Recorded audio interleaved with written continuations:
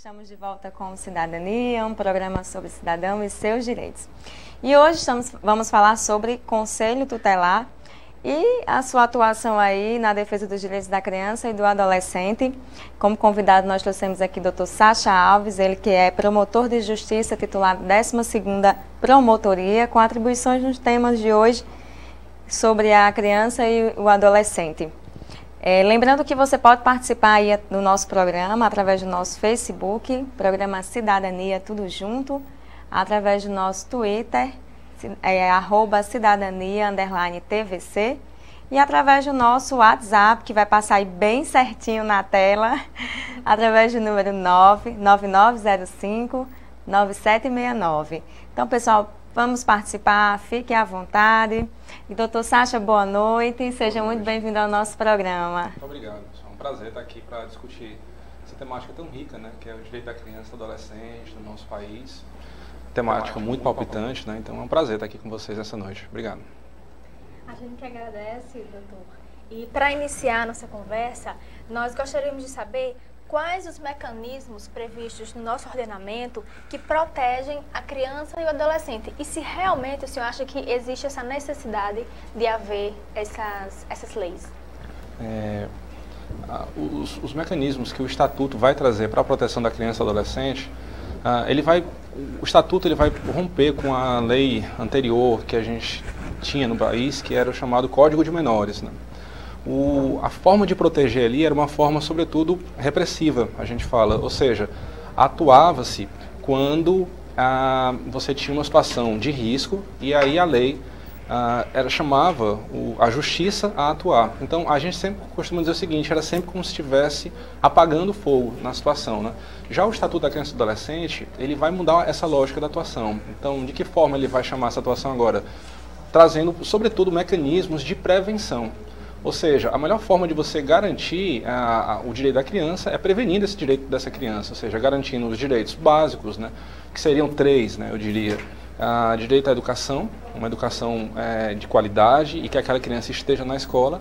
Direito à saúde, né, que a saúde dela seja atendida pelos equipamentos de saúde. E direito à convivência familiar e comunitária. Então, essa tríade de direitos, assim, vai existir um esforço da lei estabelecendo, olha, criança e adolescente, por serem pessoas que estão numa fase tão peculiar do seu desenvolvimento como seres humanos, tem que ter esses direitos e outros, né, que são correlatos a esse, ao direito de brincar, direito de ser criança mesmo, né, direito à profissionalização a partir de uma determinada idade. Então, o primeiro mecanismo de proteção é a prevenção. Então, o Estatuto ele vai procurar romper com aquela lógica antiga de só atuar quando o fogo, a floresta já estava pegando fogo. Então, muitas dessas situações eram irreversíveis, muitas vezes. Então, o Estatuto tenta trazer para o poder público e para a sociedade e para as famílias um viés de atuação que seja antes do problema aparecer. E depois, claro, além desses aspectos de prevenção, também existem mecanismos na lei e instituições que são voltadas justamente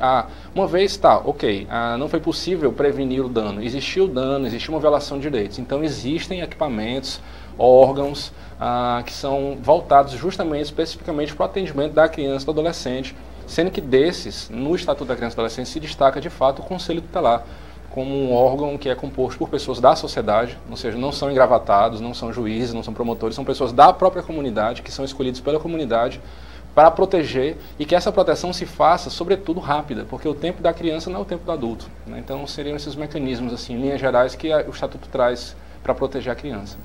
Doutor Sacha, qual assim, o papel do Ministério Público no contexto da proteção da criança e do adolescente? E aí eu aproveito e já faço a pergunta também sobre o papel do CONDICA. Ok. Então nós temos a proteção da criança e do adolescente por esses vários órgãos, né? Ele se faz através dessa rede de proteção, né? Que a lei chama de sistema. É um sistema de garantias de direitos, né? Então, como um sistema, ele é composto de vários órgãos, né? Como o nosso corpo também é composto de vários órgãos para compor os vários sistemas, né? Bem, qual é o papel do Ministério Público? Nosso papel sobretudo o que a Constituição diz, a gente vai atuar nos interesses sociais, interesses coletivos, ou seja, como estão os serviços públicos voltados para garantir o direito à educação, o direito à saúde, o direito ao atendimento prioritário, isso que vocês falaram no começo, né?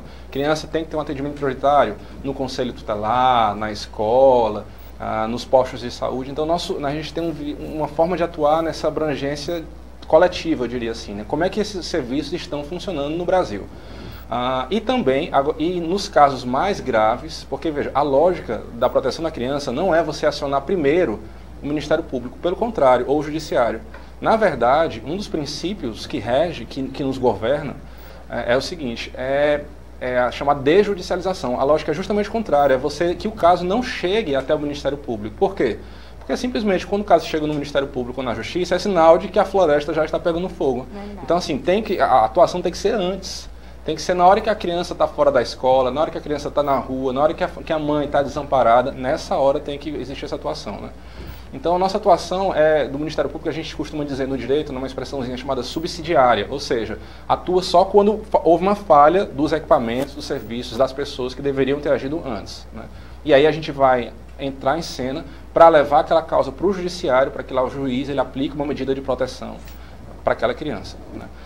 E com relação ao CONDICA, né, o que é o CONDICA? É o Conselho Municipal dos Direitos da Criança e do Adolescente. O CONDICA, eu costumo dizer o seguinte, dentro desse sistema, o CONDICA seria como se fosse dos órgãos, o cérebro, né, aquele que pensa, que define estratégias, que orienta para como é que a política local de atendimento à criança e adolescente, ela deve se mover. Então, meu cérebro vai dizer para o meu braço que nesse momento, meu cérebro está falando para eu levantar meu braço, né? Pois bem, o CONDICA deveria dizer para o local, olha, as crianças aqui em Mossoró têm um índice altíssimo de morte de jovens dos 16 aos 24 anos. O que é que o poder público tem feito com relação a isso, né? Nós temos casos graves aqui, inclusive suspeitas de grupo de extermínios. O que é que nós temos feito com relação a isso? Questão de drogas, a questão da violência nas escolas, como é que está sendo tratado? Então, esse debate localmente deveria ser puxado pelo CONDICA, que é o Conselho Municipal dos Direitos, né? Eles são aqueles órgãos que aquele órgão que vai estar fiscalizando, propondo... E desenvolvendo políticas, né, também de prevenção, de Exato, estratégias. Exatamente. Sempre à frente e buscar o que está acontecendo, né, de verificar o problema no início e buscar também uma solução, né? Exatamente, sempre nesse viés da prevenção. Então o CONDICA ele desempenha um papel fundamental, né, que é justamente mapeando, fiscalizando e propondo, né, deliberando.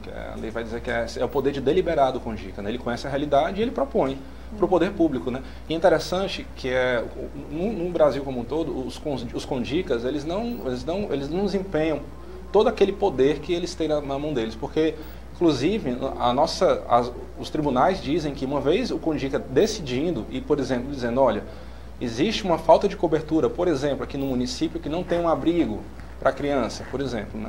Uma unidade de acolhimento institucional, um abrigo, né? Está faltando. Se ele delibera e se ele diz isso, o poder público ele fica vinculado àquela deliberação. Não pode simplesmente passar batido, não, né? Então, assim, mas infelizmente muitos CONDICAs no Brasil como um todo, né, não exercem plenamente esse poder que lhes é dado pela lei, né? Então, trazendo já um pouco para as atribuições do Conselho Tutelar. O doutor falou que o CONDICA ele seria então o órgão pensante do sistema. Exato. O Conselho Tutelar, numa linguagem mais prática, para a gente diferenciar o CONDICA e o Conselho Tutelar. O Conselho Tutelar, ele seria então o executor dentro do município dessas políticas públicas? Não, porque assim, na verdade, no município existem vários executores, né?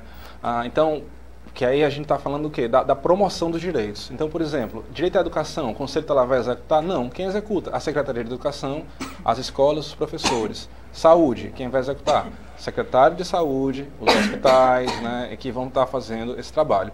Agora, no que toca a chamada, essa proteção da criança, do adolescente, o Conselho Tutelar vai desempenhar aí sim, ele vai executar um papel de proteção. Sim, ou seja, quando o direito da criança e do adolescente está ameaçado, o órgão que é chamado a atuar, que muita gente fala que é a porta de entrada, é o Conselho Tutelar. Ele vai então, uma criança está fora da escola, o Conselho Tutelar vai abraçar e vai garantir a educação? Vai, de que forma? Encaminhando para a escola e devendo acompanhar como é que aquela criança está se saindo na escola, dialogando com os professores, com os pais. Ele vai ser uma espécie, nesses vários órgãos que executam, qual é o papel do Conselho Tutelar? a gente costuma dizer o seguinte, ele é como se fosse um maestro. Ele é que vai estar orquestrando, fazendo os encaminhamentos, estabelecendo contato com as escolas, com os postos de saúde, estabelecendo esse diálogo. Então, da execução, o Conselho Tutelar é como se fosse o maestro, ou seja, ele é o articulador. A lei coloca que vai chamar o Conselho Tutelar de articulador de todos esses programas de atendimento. Certo. E a questão do Conselho Tutelar, como a população ela pode auxiliar o Conselho Tutelar na efetivação da proteção à criança e ao adolescente? Olha, a população, ela pode, primeiro assim, procurando, primeiro sabendo da existência desse órgão, né? A população pode ajudar de forma fundamental, simplesmente escolhendo bem quem são esses conselheiros tutelares, né? A gente teve, como foi colocado no início por Sheila, né? A gente teve há um mês, pouquinho mais de um mês, a gente teve a primeira eleição que foi unificada, ou seja, a mesma data, 4 de outubro, para todos os conselhos tutelares de todo o país, né? Mossoró, portanto, passou por esse processo, né? Nós tivemos um número bom de eleitores, mas poderia ter sido muito mais, né? Foram 10 mil eleitores para um colégio eleitoral de, salvo engano, em torno de 170 mil, né? Então, né, assim, foi bom porque esperavam menos. Mas se você pensar no que se poderia alcançar, poderia ter sido muito maior esse número, não né? É obrigatório, né? Não é obrigatório, né? O que é bem interessante, né? O que é bem interessante. Poderia ser um exemplo para o nosso sistema eleitoral, né? Assim, e aí, o que acontece quando as pessoas não são obrigadas a votar, né? Mas, assim, a melhor forma que as pessoas podem primeiro, votando, escolhendo bem, procurando escolher um bom conselheiro pelo perfil, porque ele tem uma experiência, uma vivência na área, porque é uma pessoa que mostra aptidão para cuidar das crianças, porque é uma pessoa engajada, e não porque simplesmente ele está precisando de um emprego, ou não porque eu recebi uma cesta básica, ou não porque ele me deu algo em troca, não. Mas escolher de forma consciente, porque são essas pessoas que vão cuidar dos nossos filhos, né? E nós vamos para um breve intervalo, mas daqui a pouquinho a gente retorna com o nosso entrevistado de hoje, o Dr. Sacha Alves. Fique ligado que o Cidadania volta já. Cidadania é um programa sobre o cidadão e os seus direitos.